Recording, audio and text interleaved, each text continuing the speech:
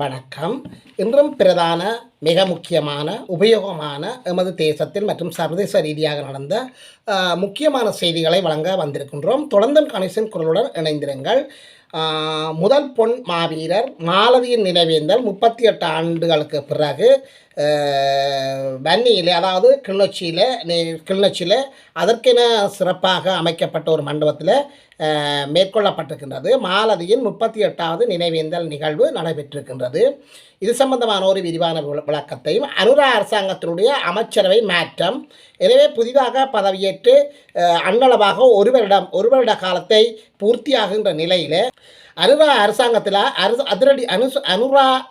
அனுராவினுடைய அரசாங்கத்தில் அதிரடியாக சில அமைச்சர்கள் மாற்றப்பட்டிருக்கின்றார்கள். ஏற்கனவே இருந்த அமைச்சர்கள்ட்ட சில பொறுப்புகள் பறிக்கப்பட்டு புதிய அமைச்சர்களிடம் அந்த பொறுப்புகள் வழங்கப்பட்டிருக்கின்றது. இதன்படி புதிதாக 3 அமைச்சர்களும் மற்றும் 10 பிரதி அமைச்சர்களும் நியமிக்கப்பட்டிருக்கின்றார்கள்.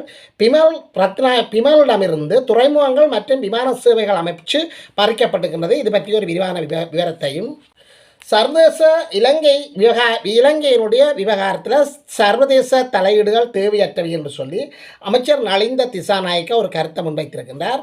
இவர்களை திருத்த முடியாது. எனவே தற்போது ஐக்கிய நாடுகள் சபையில் தமிழ் மக்களுக்கு இழைக்கப்பட்ட இறுதி போர் மற்றும் காணாமலாக்கப்பட்டோர் மற்றும் புதைகுழிகள் சம்பந்தமான பிரச்சனைகளுக்கு சர்வதேச தலையீடுகளை மேற்கொள்ள வேண்டும் என்று சொல்லி ஒரு தீர்மானம் நிறைவேற்றப்பட்டிருந்தது.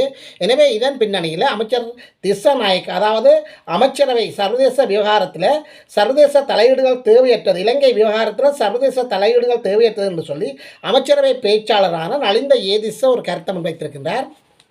இது பற்றிய ஒரு விரிவான விவரத்தையும், தையட்டி விகாரை பிரச்சனைக்கு ஓரிரு வாரங்களில் தீர்வு காணப்படும் என்று சொல்லி அமைச்சர் பிமல் ரத்நாயக்கா கருத்தை முன்வைத்திருக்கின்றார். இது இவ்வளவு நாளாக இப்போ இவர்கள் பிரச்சனைக்கு தீர்வு காணப்போகின்றார்கள். எனவே ஓரிரு வாரங்களில் இவர்கள் பிரச்சனைக்கு தீர்வு காண்றது என்று சொல்வது, சில நேரம் பாதகமான முடிவுகளை எடுக்கிறார்களோ தெரியாது. எனவே வளமையாக இவர்கள் பாதகமான முடிவுகளை எடுத்துத்தான் பிரச்சனைகளுக்கு தீர்வு காணும் என்று சொல்கின்றார்கள்.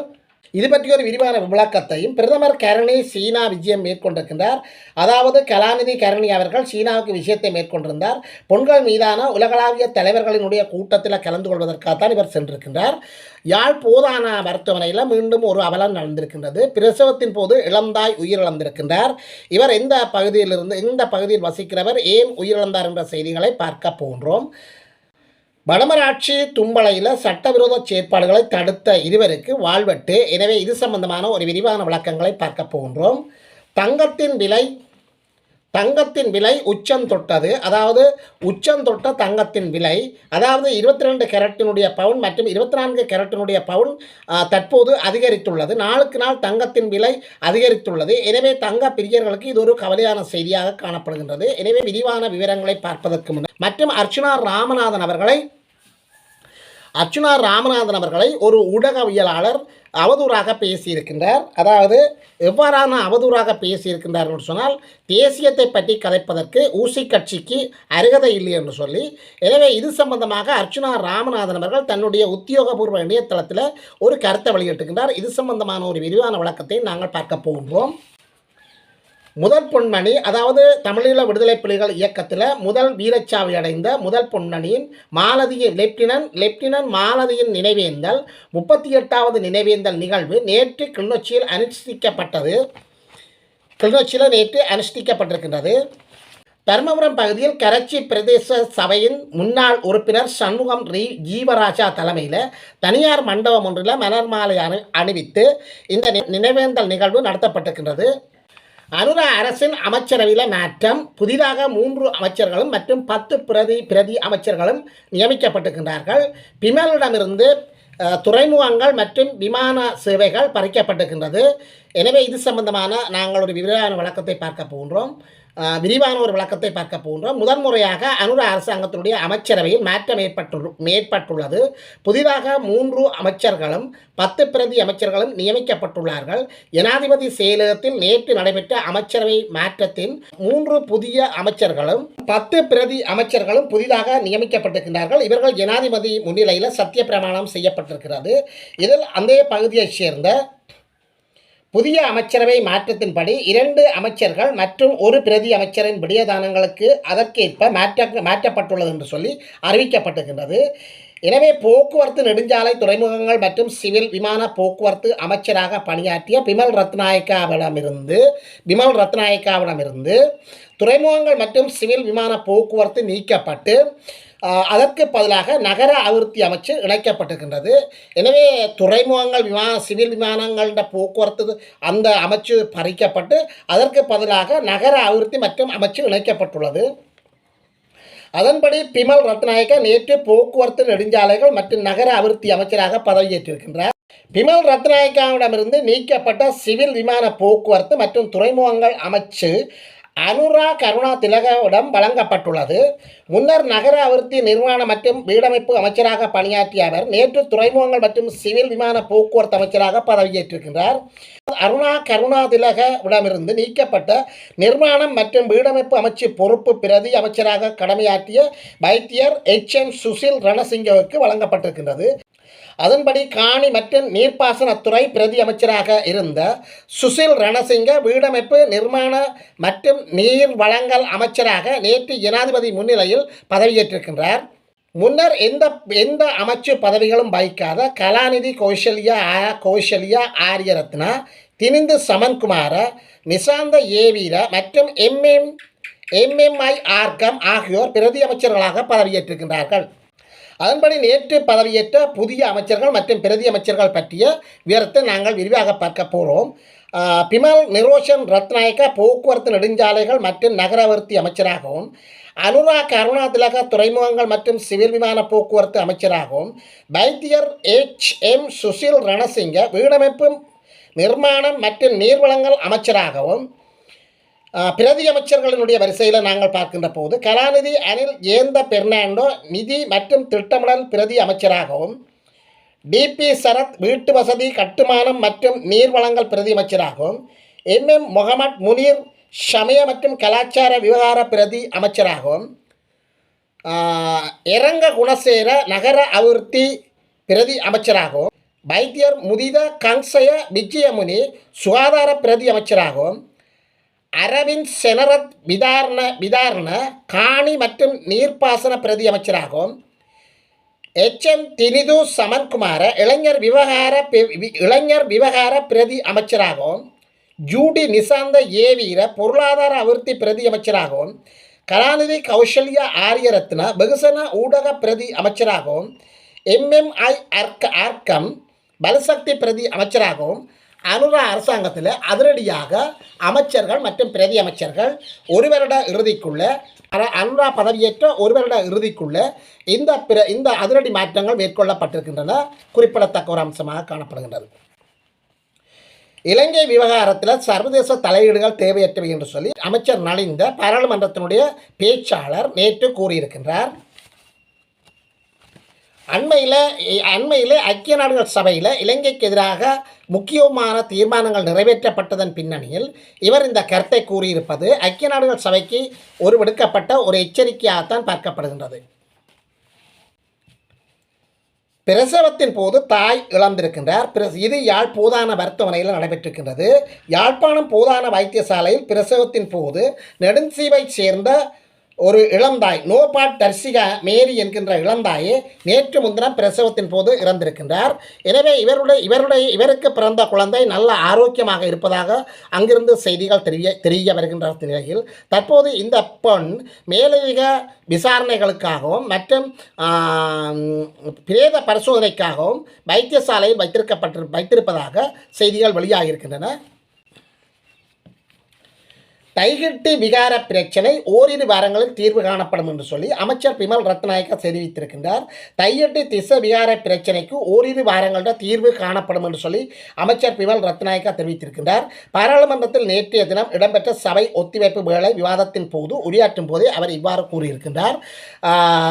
அதாவது தையிட்டி விகாரைக்கு எதிராக தொடர்ச்சியாக பொதுமக்களும் அரசியல் கட்சிகளும் தொடர்ச்சியாக அங்கு போராட்டம் நிகழ்த்தி கொண்டு வருகின்றன.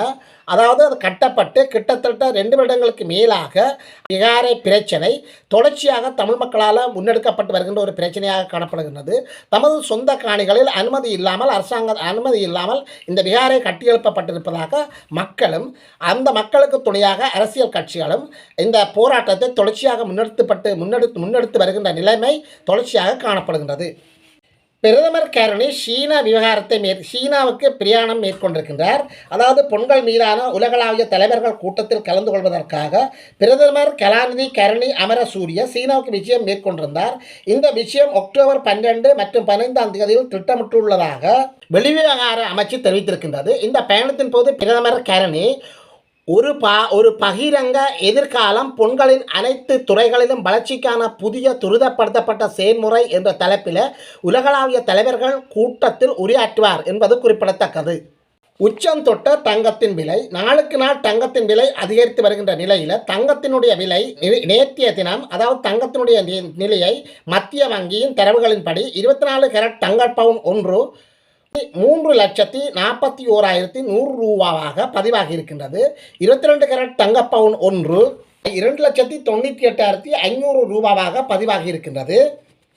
எனவே அத்துடன் கொழும்பு செட்டியார் தெரு தங்க விலை நிலவரப்படி 24 கேரட் பவுன் ஒன்று 3,30,000 ரூபாவாகவும், இதேவேளை 22 கேரட் தங்க பவுன் ஒன்றின் விலையானது 3,05,300 ரூபாவாகவும் பதிவாகி இருக்கிறதாக தெரிவிக்கப்படுகின்றது. எனவே தங்க ஆபரணங்கள் இனிவரும் காலங்களில் தங்க ஆபரணங்களுக்காக மாற்று நகைகளை பாவிக்க வேண்டிய நிலையில் பெண்கள் தள்ளப்பட்டிருக்கின்றார்கள். எனவே இது பெண்களுக்கு ஒரு மிகப்பெரிய ஒரு பிரச்சனையாக காணப்படுகின்றது. தங்கத்தினுடைய விலை நாளுக்கு நாள் உச்சம் தொடுகின்ற நிலையில் தங்கத்தை வாங்கி அணிய வேண்டும் என்று சொல்லி பிரியப்படுகின்ற, அதாவது ஆசைப்படுகின்ற மனிதர்களினுடைய நிலை இனிவரும் காலங்களில் மோசமான நிலையாகத்தான் காணப்படும். அர்ச்சுனா ராமநாதன் அவர்கள் தன்னுடைய ஊடகத்தில் தன்னுடைய உத்தியோகபூர்வ இணையதளத்தில் ஒரு கருத்தை வெளியிட்டிருக்கின்றார். அதாவது திருவோணமலையைச் சேர்ந்த ஒரு பட்டதாரி இளைஞர் ஒரு சமூக ஊடகங்களை நடத்தி வருகின்றார். அவ்வாறான இளைஞர் தன்னுடைய சமூக ஊடகம் ஒன்றில் அர்ச்சுனா தன்னை பற்றி அவதூறாக பேசியதாக கூறுகின்றார். இவர்கள் தகுதி பிரச்சனையை அந்த ஊடகவியலாளர் அந்த சமூக ஊடகவியலாளர் அர்ச்சுனா மீது தகுதி பிரச்சனையை எழுப்பியிருக்கின்றார். அதாவது ஊசி கட்சிக்கு தகுதி இல்லை என்று சொல்கின்றார். தேசியம் மற்றும் தமிழின மக்கள் சம்பந்தமான கருத்துக்களை பகிர்வதற்காக, அதாவது தமிழ் தேசியம் பற்றி கதைப்பதற்காக ஊசி கட்சியினருக்கு அருகதை கிடையாது என்று சொல்லியும் அவர்களுக்கு அதற்கான தகுதி இல்லை என்று சொல்லியும் கூறியிருக்கின்றார். இதன் காரணமாக அர்ச்சுனா ராமநாதன் அவர்கள் நேற்று ஜெனீவா கூட்டத்தில் கலந்து கொள்வதற்காக சுவிட்சர்லாந்தில் நடைபாதையில் மேற்கொண்டிருந்த போது சில கருத்துக்களை தன்னுடைய உத்தியோகபூர்வ இணையதளத்தில் வெளியிட்டிருக்கின்றார்.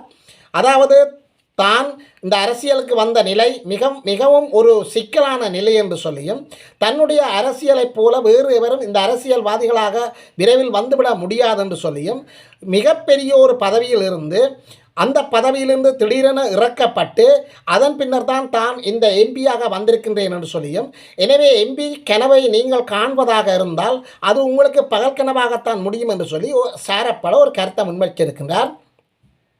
அதாவது இவர்கள் தங்களுடைய அரசியலுக்காகத்தான் இவ்வாறு கருத்துக்களை வெளியெடுக்கின்றார்கள். எனவே இந்த ஊடகவியலாளர்கள் அரசியல்வாதிகளாக மாற முடியாது என்று சொல்லி ஒரு கருத்தை கூறுகின்றார். அந்த ஊடகவியலாளர்கள் அரசியல்வாதிகளாக மாற வேண்டும் என்று சொன்னால் மிகப்பெரிய அர்ப்பணிப்புகளையும் மிகப்பெரிய விட்டுக் கொடுப்புகளையும் மிகப்பெரிய பாதிப்புகளையும் மிகப்பெரிய சிக்கல்களையும் தங்களுடைய தலையில் தூக்கி வைத்திருக்க வேண்டும். அவ்வாறான நிலையில் தான் இருந்ததாகவும், தன்னுடைய மிகப்பெரிய ஒரு பதவி நிலை அந்த பதவியிலிருந்து திடீரென இறக்கப்பட்டு மக்களுடைய ஆதரவுடன் தான் எம்பி பதவிக்கு வந்ததாக அர்ச்சுனா ராமநாதன் அவர்கள் தன்னுடைய உத்தியோகபூர்வ இணையதளத்தில் இந்த கருத்தை முன்வைத்திருக்கின்றார்.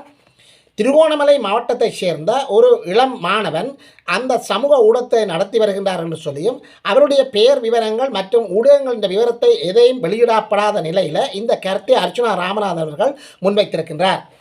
டின் ஒன்றுடன் ஒரு சாப்பாட்டு கடையில், ஒரு சாதாரண சாப்பாட்டு கடையில், சுவிட்சர்லாந்தில் ஒரு வீதியோர சாப்பாட்டு கடையில் சாப்பிடுகின்ற காட்சிகள் மனதை உருக்க வைத்திருக்கின்ற காட்சிகளாக காணப்படுகின்றது. எனவே சாதாரணமாக என்னுடைய காசில் என்னுடைய விருப்பத்தின்படி இந்த பியரை நான் குடிக்கின்றேன். எனவே இது சம்பந்தமாக இனி மிக மோசமாக காணொளிகளை போடுவார்கள். பியருடன் பாராளுமன்ற எம்பி சுவிட்சர்லாந்து வீதிகளில் அலைகின்றார் என்று சொல்லி, எனவே உங்களுக்குத்தான் நான் இந்த படத்தை போடுகிறேன் என்று சொல்லி அர்ச்சுனா ராமநாதன் அவர்கள் கூறுகின்றார். இதேவேளை யாழ்ப்பாண மாவட்டத்தில் பல இளைஞர்கள் தற்போது குடு பாய்க்கின்றார்கள், மிக மோசமான போதை வஸ்துக்கு அடிமையாக இருக்கின்றார்கள். எனவே இவர்கள் இவ்வாறு அடிமையாக இருந்து திருந்த வேண்டும். கற்று களவையும் கற்று மற என்றது போல இவர்கள் கற்று மறக்க வேண்டும் என்ற சாரப்பட பல்வேறு கருத்துக்களை கூறுகின்றார். அதே வேளையில் ஒரு உணவு பண்டத்தை உட்கொள்கின்ற போது அவருடைய மேசையில் ஒரு பியர் டின் காணப்படுகின்றது. ஆனால் இறுதி வரை அவர் அதை குடித்தது போன்ற காட்சிகள் அந்த காணொலியில் இடம்பெறவில்லை. இவ்வாறு அர்ச்சுனா ராமநாதன் மீது காழ்ப்புணர்ச்சி கொண்ட மற்றும் எதிரிகள் மற்றும் தவறான கருத்துக்களை வெளியிடுபவர்களுக்கு போடப்பட்ட ஒரு எச்சரிக்கை காணொலியாகத்தான் காணப்படுகின்றது. இறுதி வரை அவர் அந்த பியர் டின்னை பாவித்தது மாதிரி அந்த காணொலியில் அவர் காட்டப்படவில்லை. பியர் டின் ஒன்றுடன் இருந்து உணவை அருந்துகிறாரே தவிர அந்த பியர் டின்னில் இருந்து எந்தவித குடிக்கின்ற செயற்பாட்டையும் அவர் காட்டவில்லை. எனவே அவர் ஒரு நல்ல ஒரு விடயத்தை கூறியிருக்கின்றார்.